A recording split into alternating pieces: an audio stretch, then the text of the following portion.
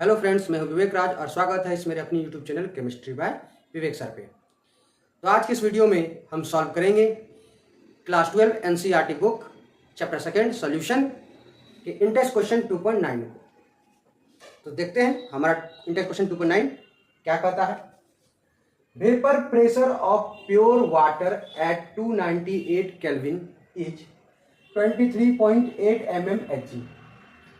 50 gram of urea is dissolved in 850 gram of water. Calculate the vapor pressure of water for this solution and its relative lowering of vapor pressure. तो इस question में क्या कहा गया है कि urea को डिसॉल्व कर दिया गया है वाटर में। तो अगर यूरिया को किसी वाटर में डिसॉल्व कर दिया गया है और यूरिया कितना डिसॉल्व किया गया है 50 ग्राम और कितना वाटर में डिसॉल्व किया 850 ग्राम वाटर में। तो जब कोई सब्सटेंस को या कोई सॉल्यूट पार्टिकल को किसी लिक्विड में डिसॉल्व करते हैं तो उसका वेपर प्रेशर घट जाता है, उसका वेपर प्रेशर क्या होता है, कम हो जाता है। तो कितना कम हो गया हमें वो कैलकुलेट करना है, यानी यूरिया का जो सॉल्यूशन बना है उस सॉल्यूशन का हमको वेपर प्रेशर कैलकुलेट करना है। तो ये question relative lowering of vapour pressure पे बेस्ड है। तो जो इन्फॉर्मेशन दिया हुआ है सबसे पहले हम उसे लिखेंगे। तो चलिए हम सॉल्व करते हैं इस क्वेश्चन को। तो सबसे पहले हमें पहला लाइन में क्या बोला गया, the vapour pressure of pure water at 298 kelvin is. तो जो प्योर वाटर का जो वेपर प्रेशर है वो क्या है 23.8 mmHg। तो पी नॉट प्योर लिक्विड है तो पी नॉट से रिप्रेजेंट करेंगे। पी नॉट कितना है 23.8 mmHg।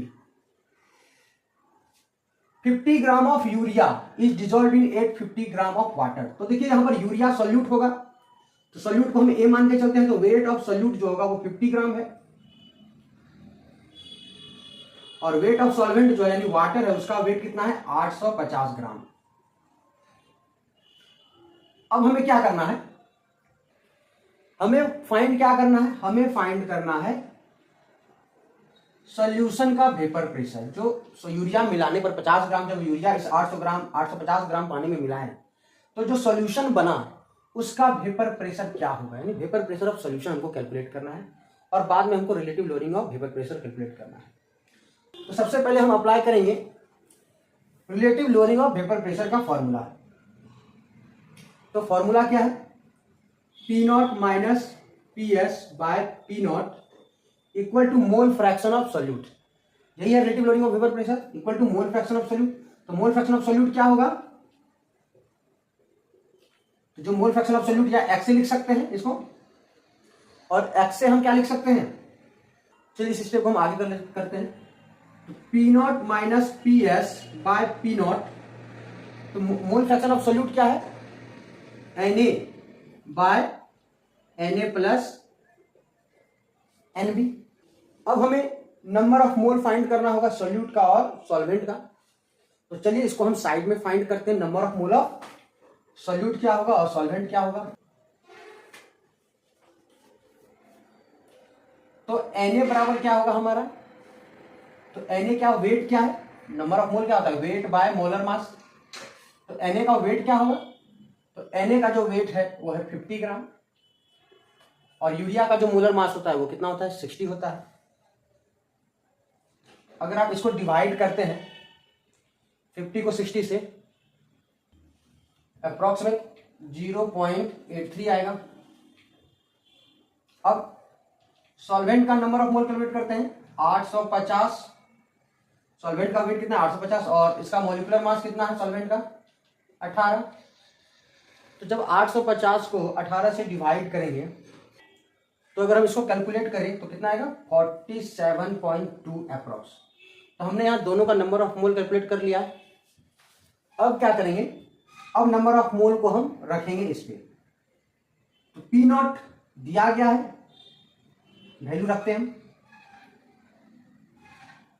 तो पी नॉट का वैल्यू क्या है 23.8 minus P S. P not का वैल्यू 23.8 इक्वल टू Na कितना है 0.83 प्लस 47.2 क्यूब। अब इस क्वेश्चन को हम इस तरफ सॉल्व करेंगे। तो जो इन्फॉर्मेशन था नंबर ऑफ मोल का हमने यहाँ पर लिख दिया है। अब हमें इसका कोई काम नहीं है, इसको मैं मिटा देता हूं और अब इस क्वेश्चन को हम आगे बढ़ाते हैं। तो हम इसको ऐसा लिख सकते हैं 1 माइनस पी एस बाय 23.8, इसको इससे डिवाइड कर दिया तो ये ऐसा हो गया, ऐसा लिख सकते हैं। और अगर आप इसको सॉल्व करें तो 0.83 डिवाइडेड बाय, अगर हम दोनों को ऐड कर दें 3, 8 2 10 का 0, 10, 7 1 8 4 8। अब हम 0.83 को 48.03 से डिवाइड करेंगे।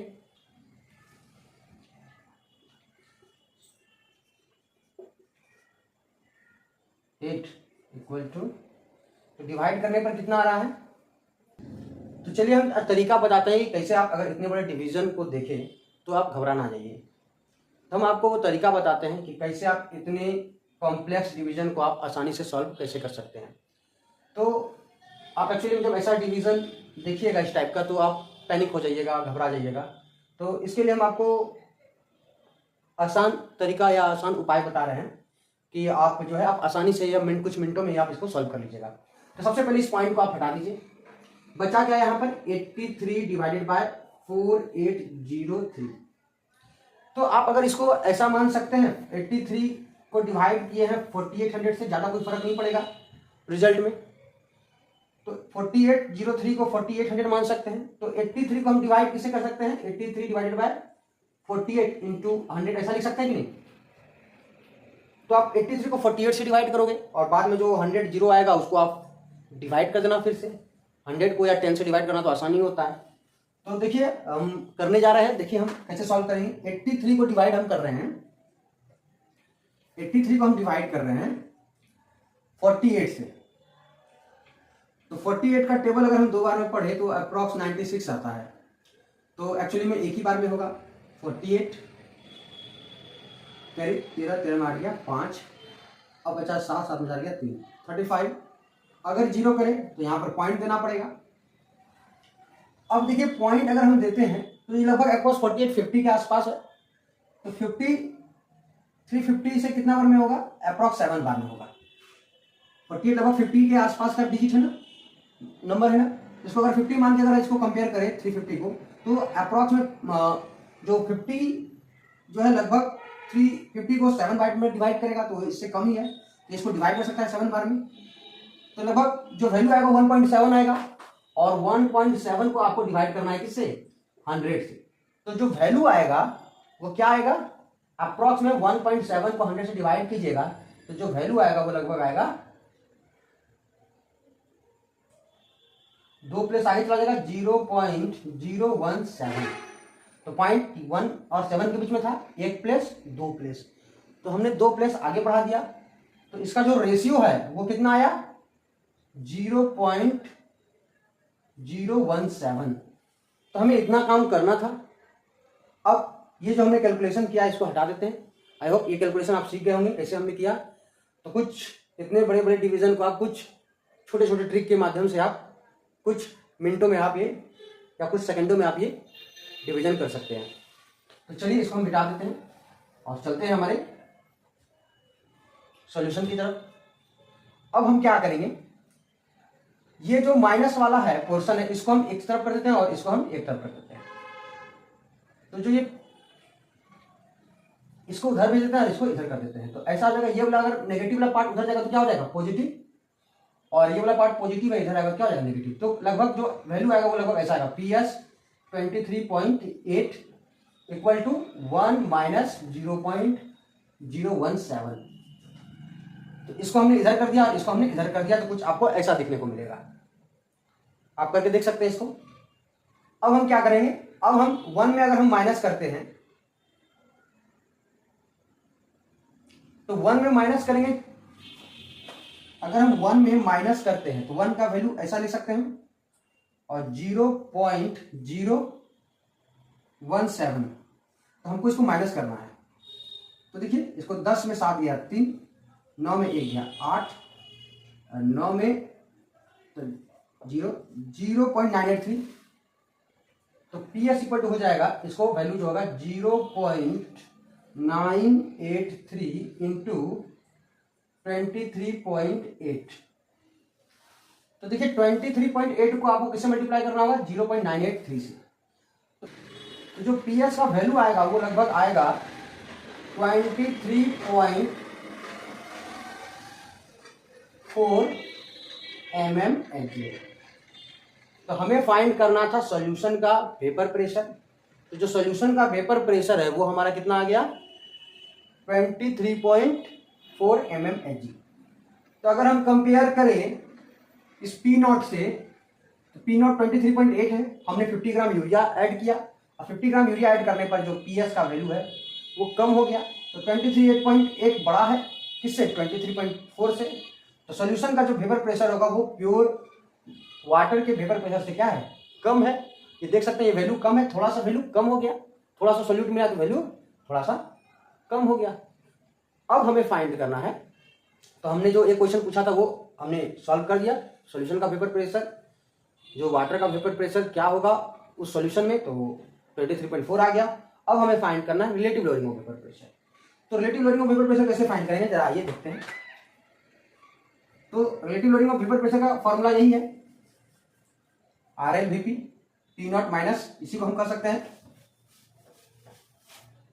Relative lowering of vapour pressure, P naught minus PS by P नॉट। तो P नॉट का वैल्यू क्या है, अभी हमने कैलकुलेट किया 23.8, PS का वैल्यू हमने निकाला 23.4 बाय डिवाइड कर दिया हमने 23.8 से। सॉल्व करें हम तो 23.8 माइनस 23.4, तो वैल्यू आएगा 0.4 आएगा, डिवाइडेड बाय 23.8। इसको डिवाइड करने पर अप्रॉक्स जो वैल्यू आएगा वो आएगा आपका 0.017। तो 0.17 मेरा क्या है, relative lowering of vapour pressure. तो ये क्वेश्चन कंप्लीट हो चुका है। आई होप आप अच्छे से समझ गए होंगे। इस वीडियो को लाइक कीजिए, शेयर कीजिए, मेरे चैनल को सब्सक्राइब कीजिए। Thank you for watching this video.